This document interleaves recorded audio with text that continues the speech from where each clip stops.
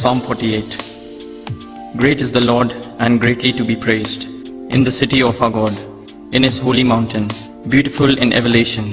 The joy of the whole earth is Mount Zion on the sides of the north, the city of the great King. God is in her palaces. He is known as a refuge.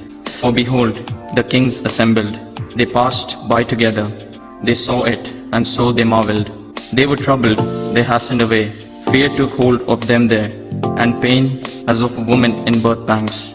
As when you break the ships of Tarshish with an east wind. As we have heard, so we have seen. In the city of the Lord of hosts, in the city of our God, God will establish it forever.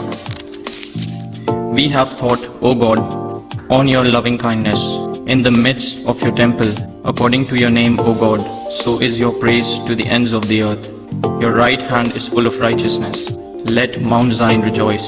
Let the daughters of Judah be glad because of your judgments. Walk about Zion and go all around her. Count her towers, mark well her bulwarks. Consider her palaces, that you may tell it to the generation following. For this is God, our God forever and ever. He will be our guide, even to death. Amen.